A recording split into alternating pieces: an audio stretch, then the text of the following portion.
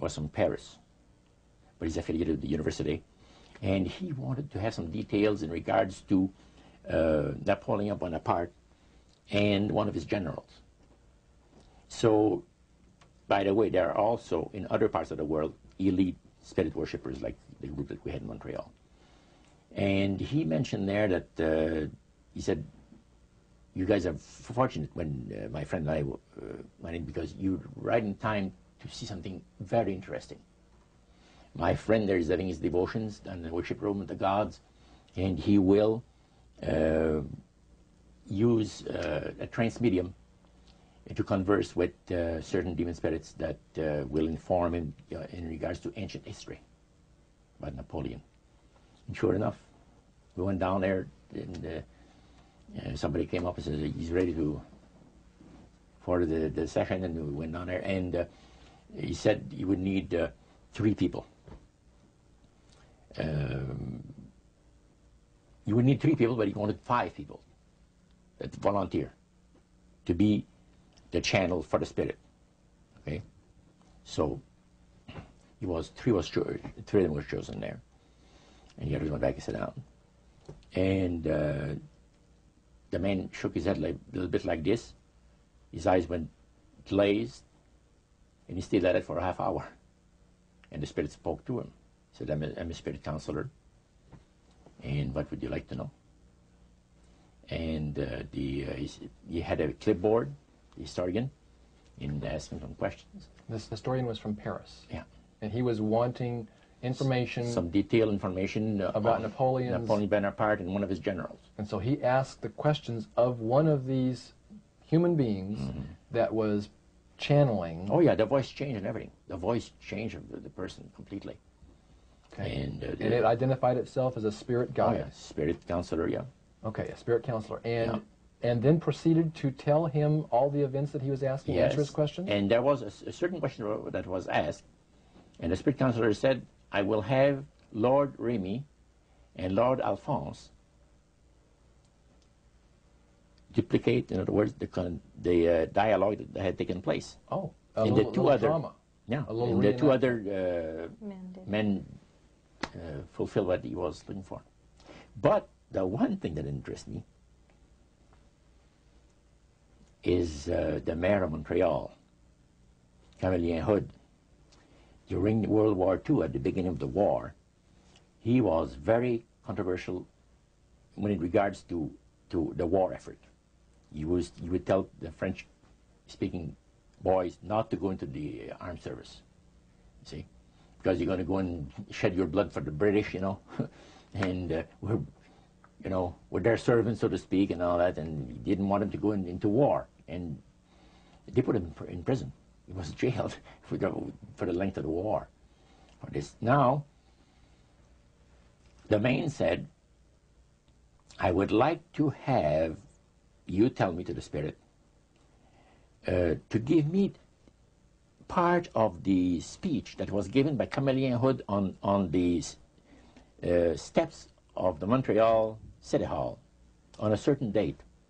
There are different versions of what has taken place, and you, Lord, would know the exact one.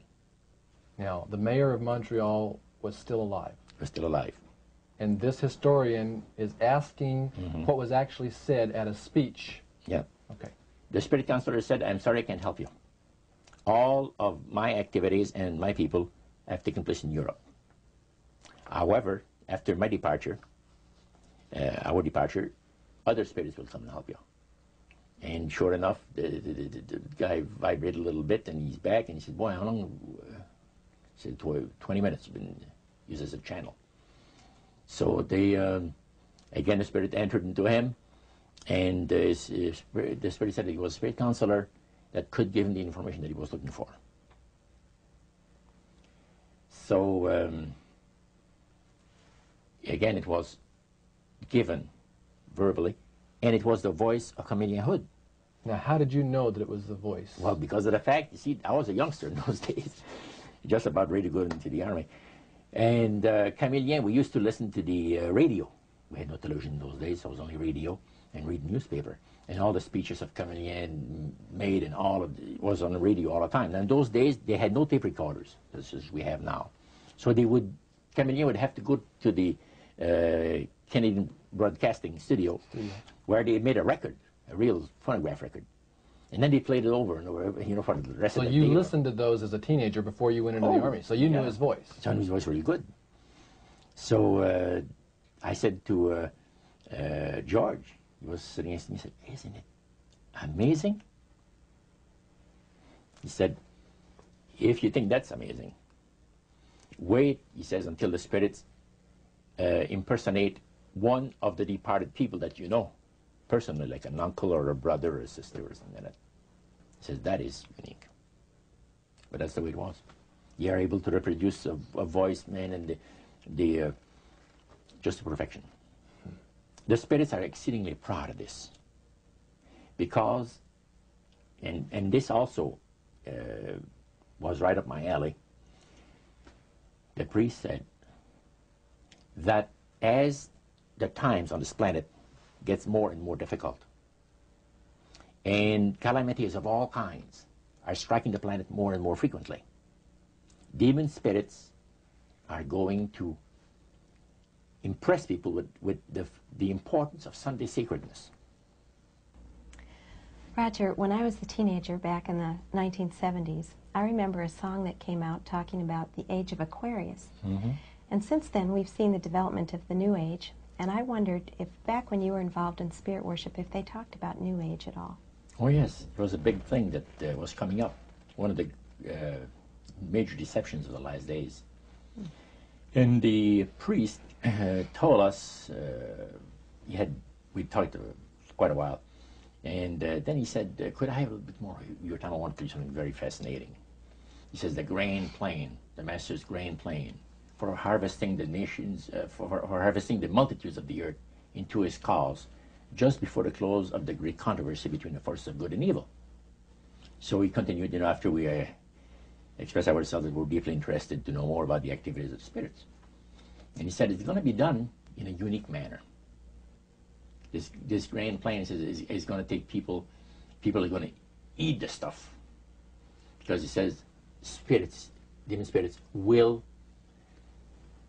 declare themselves to be inhabitants of far distant planets in the galaxies that are coming to warn the inhabitants of planet Earth of the impending destruction of the planet, unless something seriously proper is done to avoid it.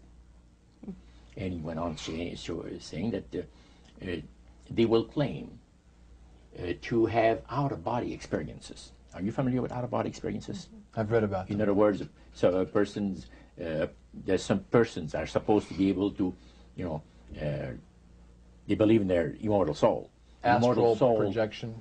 Yes, right. Goes into different parts of the world and sees things and come back, and then they write all about it. You know. I've heard of that. So, due to the fact that the millions of the earth people believe in people having an immortal soul, it has to be readily accepted when the spirits will, through a trance medium, converse with influential people of the land. You see.